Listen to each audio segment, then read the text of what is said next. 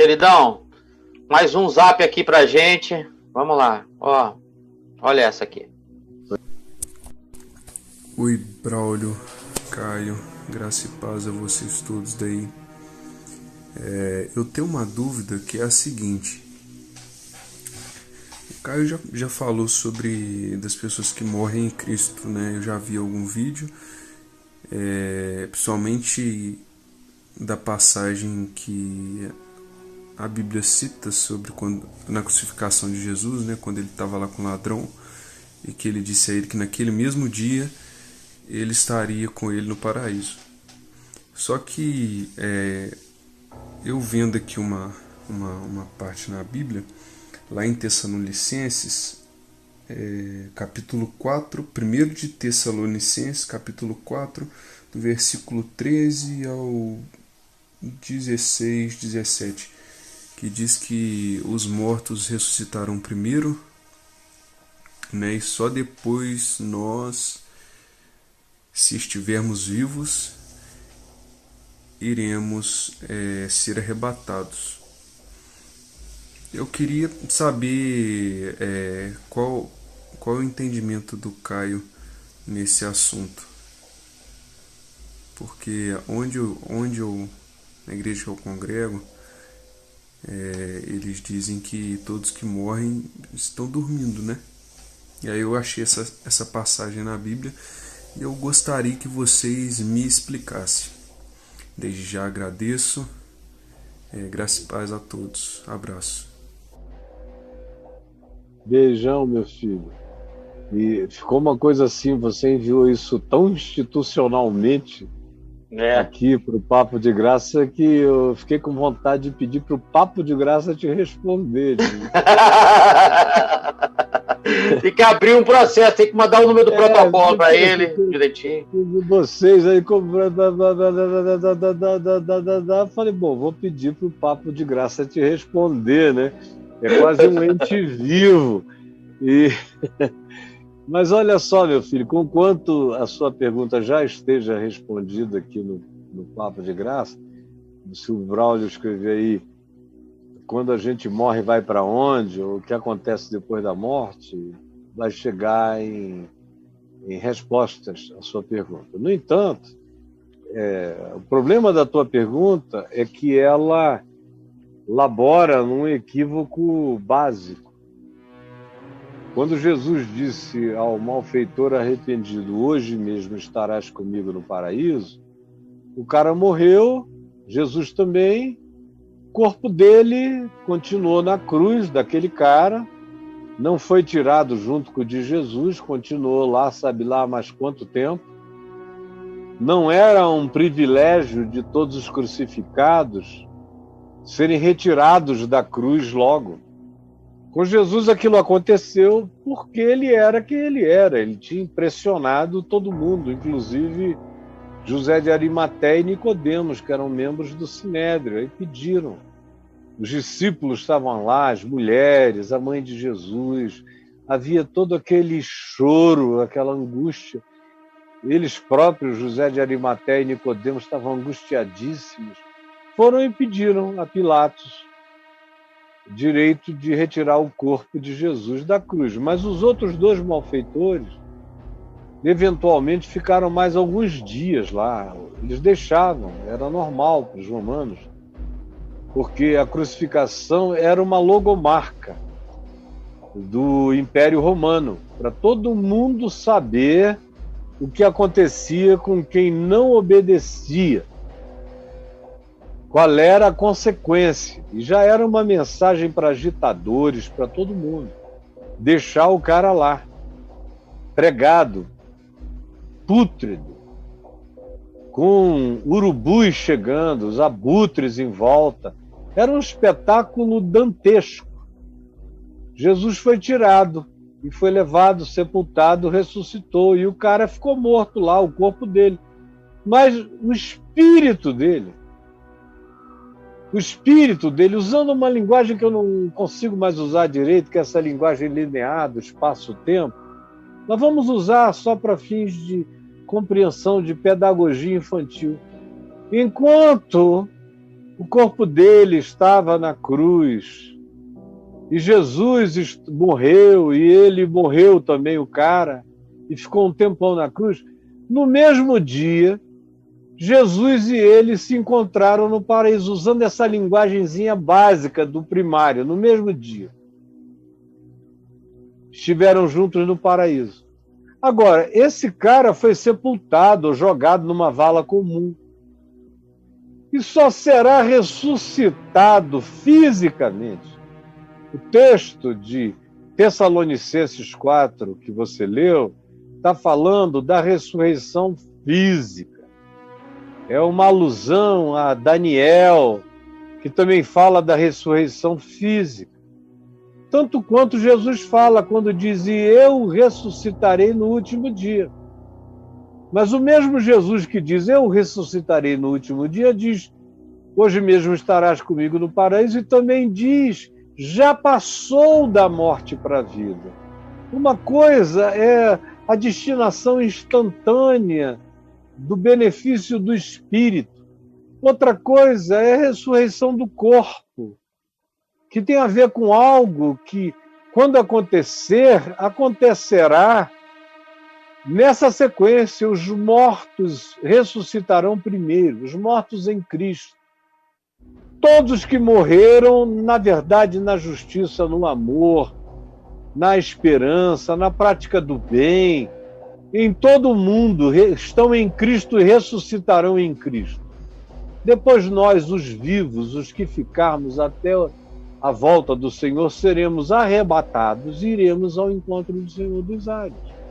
Então é só isso, não tem nada mais complexo do que isso. O resto é doutrinação da sua denominação, que fez isso acontecer. Eles pregam o sono da alma, não é? O sono da alma. Eu não quero nem falar na denominação, porque tem uma quantidade enorme de pessoas dessa denominação, ou dessas duas, que ensinam o sono da alma, as duas maiores, um monte de gente se convertendo ao Evangelho de Jesus, puro e simples. Aqui comigo são centenas e centenas, por que mesmo não dizer milhares, de pessoas e também de pastores e líderes desses grupos, entendendo o Evangelho, me seguindo, me acompanhando, todos os dias estão aqui conosco.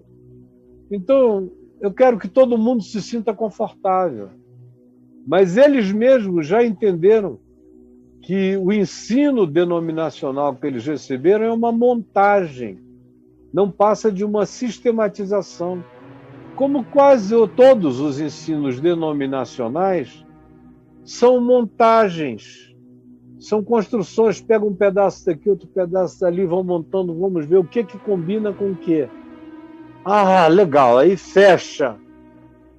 O cara já sai com um pressuposto e vai buscar na Bíblia corroborações soltas, aqui, ali, acolá.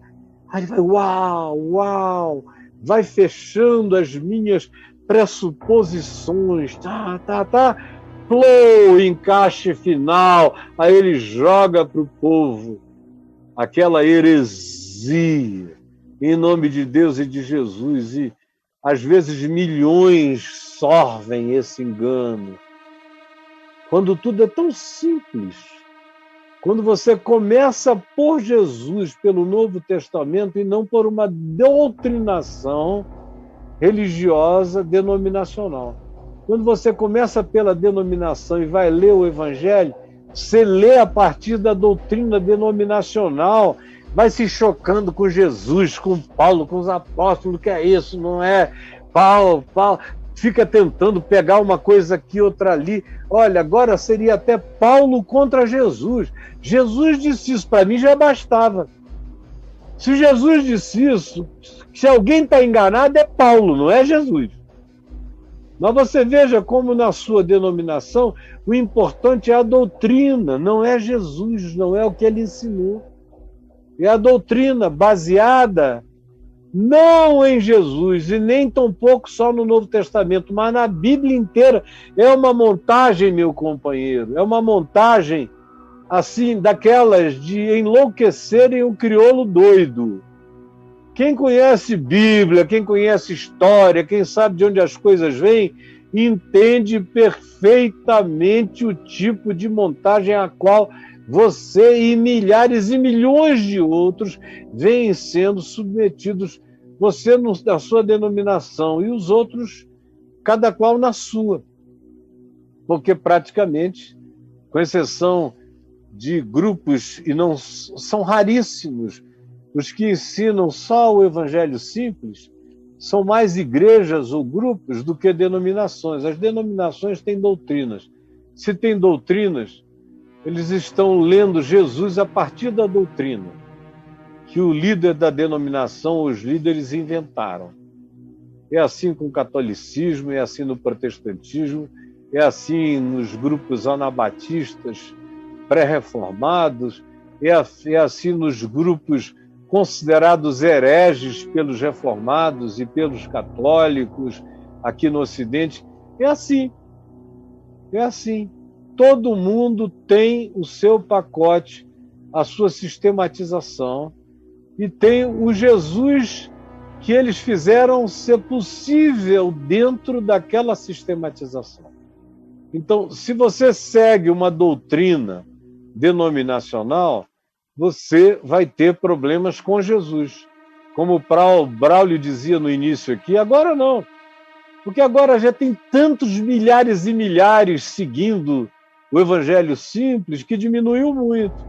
Mas o Braulio lembra, 10 anos atrás, quando ele chegou no Papo de Graça, ele tinha uma expressão, ele dizia, Caião, é mais um que chegou aqui com problemas com o evangelho. Isso. Aqui, o evangelho dá muito problema na igreja. Na igreja.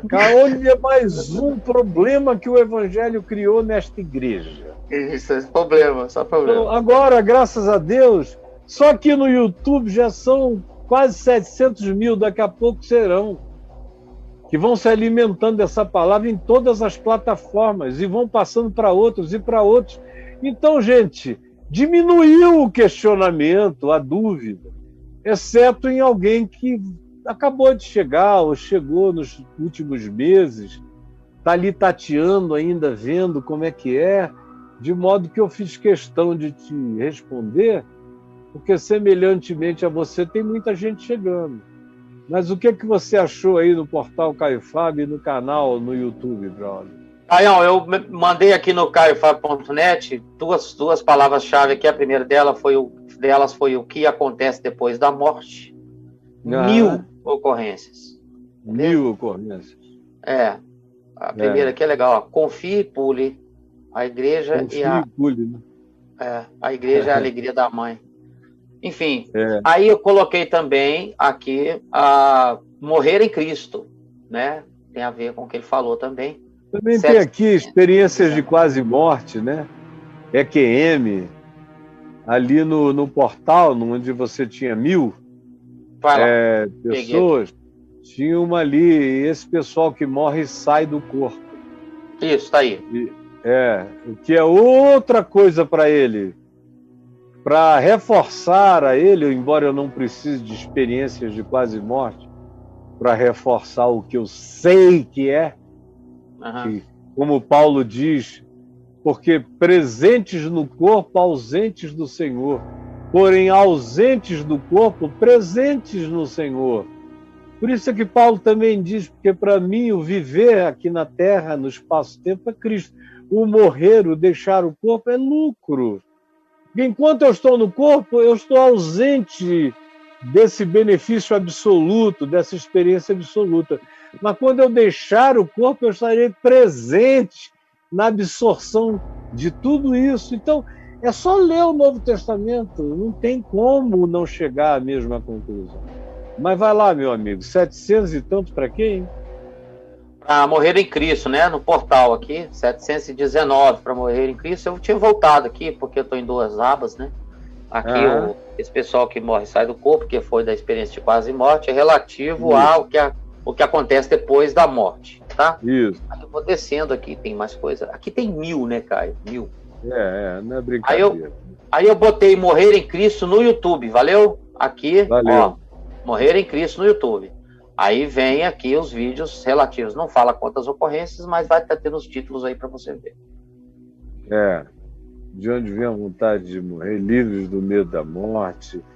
E aí tem uma multidão de coisas para o nosso amigo se divertir, né? 600 e... Quanto é que tem aí? Desculpa, eu não vi. Ah, não, o YouTube não dá.